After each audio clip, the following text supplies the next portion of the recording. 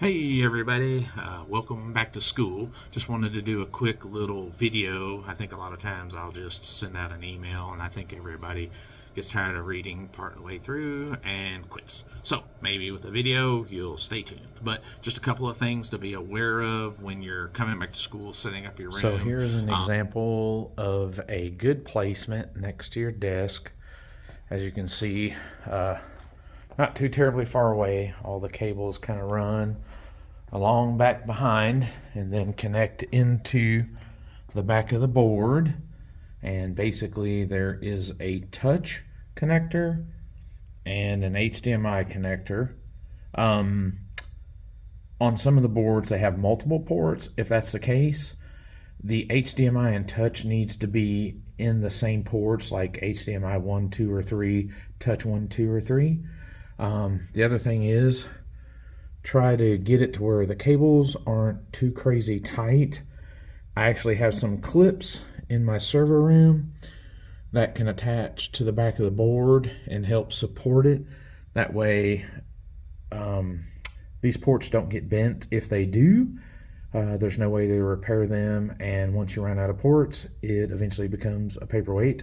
No bueno. Another good example of board placement in proximity to your desk. It's close enough to where all the cables can reach and the cables can be tidied up. Again, they just ease into the back. You can see where they're connected, and there's a little slack, and then the cables just kind of route around the back of the Promethean board so that they have a little bit of slack. Where you would not want to put the Promethean board is over there. There's no good way to get a cable there, and we've been instructed not to put cabling up above the ceiling, so you would have to actually do a wireless connection, which isn't end of the world, and it does work, but it doesn't work as good as a hardwired connection, so that's completely up to you. Another quick tip that I wanted to include is be super careful of these ports where they plug in. If you put stuff on it or there's a lot of tension on it, it's like your cell phone, it will get broke, and then basically the laptop will be a paperweight because there's really no way to fix those ports. So just be super careful with those. Try not to put a lot of tension. I actually have little clips that can slide in and help prop those up just to make sure nothing happens. I'd be glad to share those with you. Here is one of the super cool clips. It goes around your little power cable there, your USB-C connector. You just line it up and you push it in on your laptop, and when you do, it just gives it some extra support so you can't push down on it. We have some of those that we 3D printed, and they are available.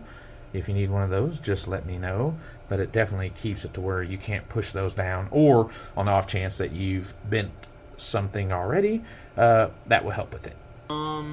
Let's see. Oh, also, the earlier you get in, if you're going to have issues, that's better, because that way when school starts, obviously it's crazy and everybody's going everywhere. But either way, we'll do the best we can do whenever you get here and get everything set up.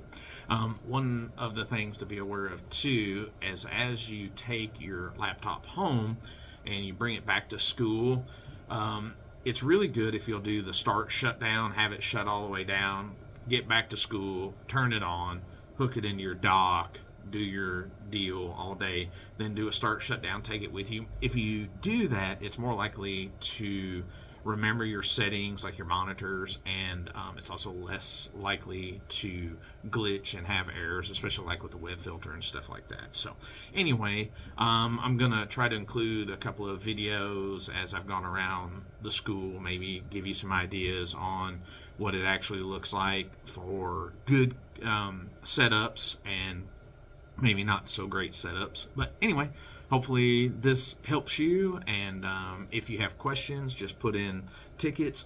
One difference this year with the ticketing, well, it kind of started last year, but this year it's going to be official, I guess, is there's actually a separate link for Chromebook tickets from regular tickets.